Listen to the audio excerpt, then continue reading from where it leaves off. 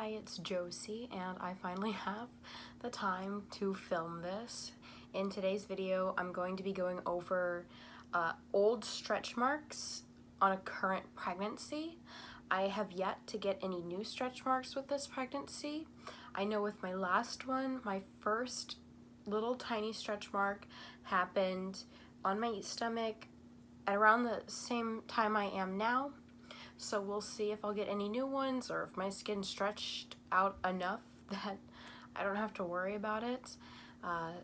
Genetically, I would say I'm predisposed to get stretch marks. I have stretch marks on my hips, my inner thighs, on my stomach, and on my chest. I'll show a little bit of my hips, thighs, quite a bit of my stomach. I won't go lower down into the more pubic region. I do have them pretty low, very wide ones, but I don't feel comfortable sharing that. And then obviously my chest, I'm not going to show that, but I'll go over the way the ones on my thighs look and my stomach look. They are a little bit more red again, but overall they look fine.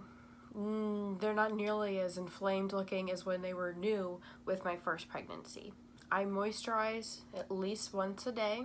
I just use some cocoa butter balm and I rub it on my stomach, and then I rub it on my inner thighs. I don't worry about my hips. I don't worry about my chest. If I do need to rub my chest, I just use some aloe vera to help soothe it when I'm swelling and they just hurt. So I will show you my stretch marks, the way they look on this current pregnancy, even though they're old. And then I will talk about some of the problems that I've been having mentally regarding the way my body has changed with this pregnancy, which weren't nearly as much of an issue with my last one. But first, let me get some pictures of the stretch marks. So I'll start with the less impressive stretch marks first, like the ones on my hips. And I'm going to scrunch the skin up in a way so you can tell definitely what's stretch marks and then what's just other kinds of random scarring. Or what's the pregnancy-related stretch marks, because also stretch marks this way are going to be related to height and growth spurts from obviously me going through puberty. So you can see these stretch marks here. About half of them are related. These longer ones are related to pregnancy. The ones that go all the way down here, that's pregnancy. There's some more up here. This is actually puberty, I remember that, and gaining weight and muscle. But these ones here, this is my pregnancy ones.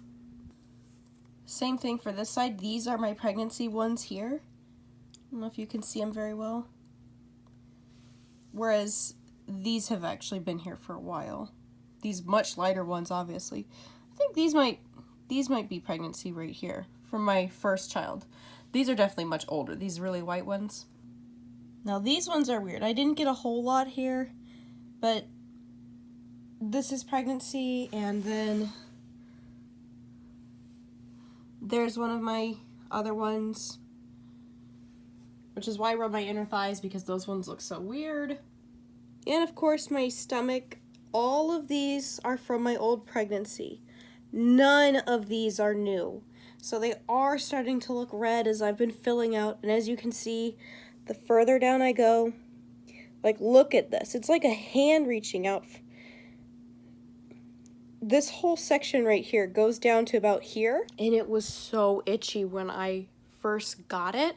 It was this big red spot, and I wasn't sure what it was, and then I finally took the chance to try and actually trim it up and everything, and further down because I could see it up higher. But oh my goodness, it was just a big red thing, and it was soft, and it's caused a ton of ingrown hairs. Like, the stretch marks make shaving or anything like that very painful, and there will be more bleeding because of it. But yeah, so it started off, I had like a little one. I think this might be the first one I ever had. This one right here. And then I got these ones down here, and it didn't seem like a big deal. And then boom, like the last 2 weeks of my pregnancy, I was like 38 weeks, and then all of a sudden it just started spreading. I was like, I guess there's nothing I can do here. I didn't realize that just was my skin's limit. And yeah, as I said, I moisturize daily. I use the Palmer's cocoa butter the balm type stuff. I have had their the stretch mark specifically ones, but I don't really see, there's not a whole lot of a difference from the way it feels and how it soothes or anything like that, so I just use the regular balm for it. So with this pregnancy, I pretty much look very similar to how I did with my first one. I have gained a similar amount of weight, just a little, I don't know, it feels like it started sooner. It's been in the 144 range for a little bit now, and I feel bloated all the time, which I did last time as well. But my biggest issue is being pregnant throughout the summer is pretty difficult on me, as well as my husband's work schedule, and having a little one around me, I'm unable to go to the gym. So not only do I feel bloated simply because having a lot of space taken up, even when I'm not eating a whole lot, it's very uncomfortable. And because I feel uncomfortable when I see myself, I put the feeling of being uncomfortable onto the way I look as well. So other people see me and think I look fine, but I physically don't feel nearly as good. And I think that portrays in how I view myself. I think my hair's starting to look okay. But no, I've not been able to really go to the gym, and I've not been able to weight lift the same. And when I have gone to the gym, I've not been able to train as hard as I was with my first pregnancy, which is disappointing to me because I miss that. And doing at-home body weight workouts is hard with a little one under my feet, but when I have done them, if I do too much, like if I do a higher intensity workout or something that involves a lot more body weight exercises, but you know, faster speed instead of just doing it all really slow, I will get thrown into contractions, which didn't happen with my last pregnancy until I was, you know, in that, I think maybe it started at 32 weeks, but definitely once 34 weeks hit, I started to get more contractions when exercising. With this one, I had issues earlier on in my second trimester, and I'm definitely having issues now with that when that does happen. So when I do go to the gym, I have to be mindful. I have to use the machines. I can't use a ton of the free weights. But that's even if I think it may have been a month now that I haven't gone to the gym. And that's hard on me because I just genuinely love to work out. And then I am one of those people who lives in the second story of an apartment building, and I also don't have a washer or dryer in my unit, so I have to go out to the laundromat to be able to do my laundry, but I also can't leave my child, and I don't have family nearby to be easily helpful with that. So doing it even just a few chores here and there, I'm constantly out of breath if I have to go up and down the stairs outside. I feel weaker. And I'm listening to my body accordingly, but I feel weaker, and it's not comfortable. It doesn't feel good. I really look forward to having my body to myself again. I love my first child. I will love this child, and I would like to have another child, Lord willing. However,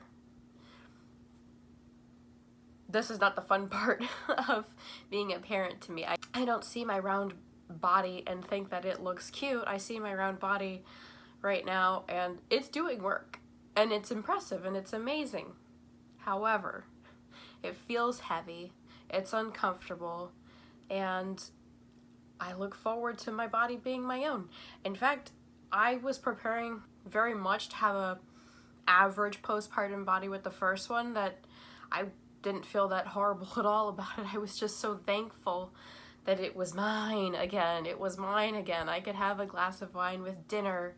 I could have a beer outside with my husband while he's grilling burgers, and you know, I didn't have interrupted sleep. And well, obviously it was interrupted because of a baby, but it's not fun waking up in the middle of the night with hot sweats.